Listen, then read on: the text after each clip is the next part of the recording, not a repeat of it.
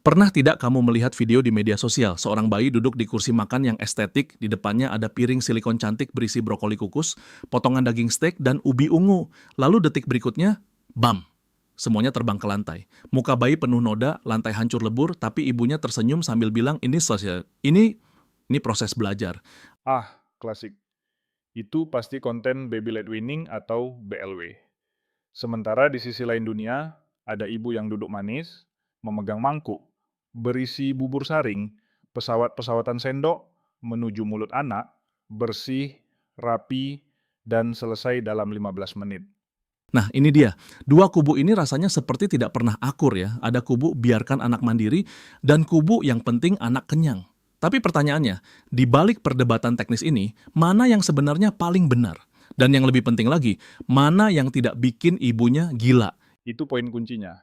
Tidak bikin ibunya gila. Kita sering terlalu fokus pada nutrisi masuk ke mulut anak, sampai lupa menanyakan kabar mental orang yang menyuapinya. Hari ini kita akan bongkar habis, bukan cuma soal metode makan, tapi soal pertarungan ego, ekspektasi sosial, dan realitas di meja makan. Oke, mari kita mulai dari si primadona masa kini, BLW. Kenapa sih metode ini begitu diagung-agungkan? Rasanya kalau tidak BLW, kita seperti jadi orang tua zaman batu yang ketinggalan kereta peradaban. Sebenarnya konsepnya indah. BLW itu tentang otonomi. Bayangkan, sejak bayi, manusia sudah diberi kepercayaan. Hei, kamu tahu kapan kamu lapar. Kamu tahu tekstur apa yang kamu suka. Ini bukan sekadar makan, ini eksplorasi sensorik. Mereka belajar mengunyah sebelum menelan, melatih koordinasi tangan dan mata. Jadi, tujuannya jangka panjang, membentuk hubungan yang sehat dengan makanan. Anak tidak dipaksa makan kalau sudah kenyang. Terdengar sangat filosofis dan ideal, tapi mari bicara realita. Ketakutan terbesar orang tua, selain rumah yang jadi seperti kapal pecah, adalah tersedak. Jujur saja, melihat bayi 6 bulan memegang paha ayam itu, ngilu. Jantung rasanya mau copot. Wajar.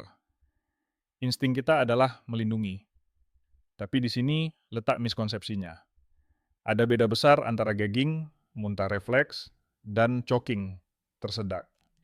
Gagging itu cara tubuh bayi belajar memindahkan makanan dari belakang lidah ke depan. Itu proses belajar. Tapi ya itu tadi, bagi ibu yang punya kecemasan tinggi, melihat anaknya merah padam dan batuk-batuk saat makan. Itu siksaan batin tersendiri. Nah, itu dia. Kita masuk ke ranah mental ibu. Bayangkan seorang ibu baru, kurang tidur, hormon masih berantakan. Lalu dia harus menghadapi sesi makan yang penuh adrenalin 3 kali sehari. Belum lagi harus membersihkan lantai, kursi, baju, dan rambut bayi setelahnya. Apakah BLW sepadan dengan kelelahan mental itu? Ini pertanyaan jutaan dolar. Media sosial sering tidak jujur soal ini. Mereka menunjukkan hasil akhirnya anak pintar makan sendiri, tapi tidak menunjukkan ibu yang menangis di pojokan dapur karena lelah mengepel lantai 3 kali sehari. Jika ibunya stres, tegang, dan cemas setiap kali jam makan tiba, anak bisa merasakannya. Suasana makan jadi horor. Padahal syarat utama anak mau makan adalah suasana yang menyenangkan. Jadi, kalau ibunya tipe perfeksionis atau gampang cemas, BLW mungkin malah jadi bumerang ya. Tepat sekali. Disinilah metode konvensional atau disuapi punya keunggulan telak yang sering diremehkan orang modern. Kontrol dan kepastian. Disuapi atau spoon feeding. Kesannya kuno ya, seperti kita tidak percaya pada kemampuan anak. Tapi, bukankah ini metode paling efisien? Maksudku, kita tahu persis berapa sendok yang masuk. Jangan salah, efisiensi itu penting dalam parenting. Saat anak disuapi, ibu memegang kendali. Nutrisi terjamin, kalori masuk, rumah bersih, waktu efisien. Untuk ibu bekerja yang harus berangkat pagi buta, atau ibu yang punya 3 anak lain yang harus diurus, metode disuapi itu penyelamat kewarasan. Tidak ada drama melempar piring. Tapi, kritiknya kan selalu begini, kalau disuapi terus, kapan mandirinya? Nanti anaknya jadi pasif, cuman mangap kayak ikan koi nunggu pelet. Apa benar dampaknya seburuk itu? Itu hiperbola yang jahat menurutku. Generasi kita, generasi orang tua kita, hampir semuanya dibesarkan dengan cara disuapi bubur saring. Apakah kita tumbuh jadi orang dewasa yang tidak bisa makan sendiri? Tidak kan? Keterampilan makan itu insting bertahan hidup. Cepat atau lambat pasti dikuasai. Yang sering terjadi sekarang adalah kita, sebagai orang tua milenial dan Gen Z, terlalu terobsesi mengoptimalkan anak sejak dini. Kita takut kalau tidak melakukan metode X, anak kita akan gagal di masa depan. Wah, itu menohok sekali. Jadi, ini bukan soal bubur versus potongan wortel, tapi soal ketakutan kita sendiri. Betul, kita proyeksikan kecemasan kita ke dalam piring makan anak. Kubu BLW merasa superior karena anaknya mandiri. Kubu spoon feeding merasa superior karena anaknya gemoy. Dan berat badannya naik terus. Padahal, dua-duanya punya celah. BLW bisa bikin anak kurang zat besi kalau yang dimakan cuma sedikit karena kebanyakan main. Spoon feeding bisa bikin anak obesitas atau tidak peka rasa kenyang karena dipaksa habiskan isi mangkuk. Oke, kalau dua-duanya punya celah, kenapa kita harus memilih satu secara ekstrem? Kenapa tidak bisa jalan tengah atau itu dilarang dalam kitab suci parenting? Hahaha. Tidak ada polisi parenting yang akan menangkapmu. Justru jalan tengah, sering disebut responsive feeding atau metode kombinasi. Itu yang paling masuk akal buat mental ibu. Coba jelaskan, bagaimana praktiknya? Simple. Berikan anak kesempatan memegang makanan, finger food, biar dia eksplorasi, main-main, kenal tekstur. Tapi di saat yang sama, ibu tetap menyuapi bubur atau makanan utama supaya nutrisi terjaga. Jadi, anak dapat belajarnya, ibu dapat tenang hatinya karena perut anak kenyang. Fleksibel. Kalau lagi buru-buru mau ke dokter, ya disuapi full. Kalau lagi santai hari Minggu, silakan BLW sampai berantakan. Masuk akal. Jadi kuncinya adalah fleksibilitas ya, jangan sampai metode makan malah jadi agama baru yang kaku. Benar. Dan ingat, anak itu pintar.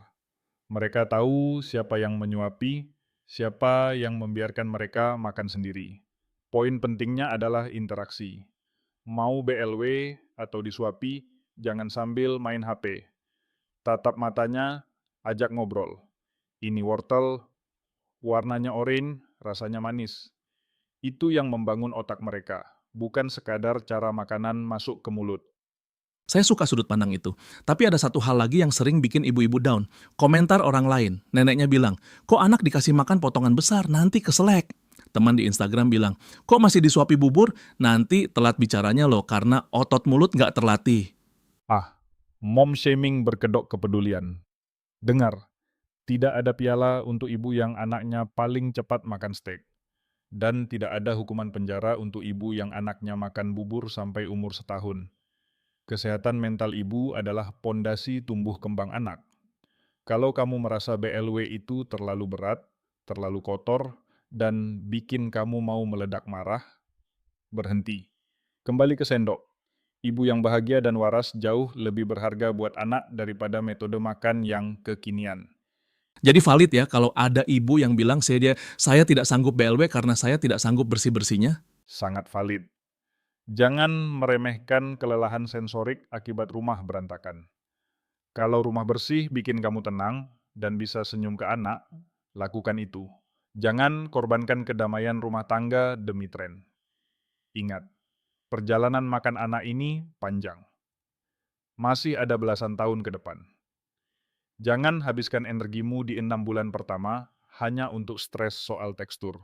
Luar biasa, rasanya beban di pundak banyak pendengar kita pasti sedikit terangkat mendengar ini. Bahwa tidak ada cara paling benar, yang ada adalah cara yang paling pas untuk kondisi rumah tangga masing-masing. Betul. Makanan adalah tentang hubungan. Hubungan anak dengan rasa dan hubungan ibu dengan anak. Jangan biarkan metode teknis merusak ikatan rasa itu. Makanlah dengan gembira, apapun caranya. Sebuah kesimpulan yang menenangkan. Jadi buat para orang tua di luar sana, tarik napas. Kalian tidak sedang gagal hanya karena anak kalian menolak makan atau karena kalian memilih menyuapi mereka demi mengejar waktu. You are doing great. Exactly. Rayakan setiap suapan, entah itu pakai tangan mungil mereka sendiri, atau pakai sendok pesawat terbang dari ibunya.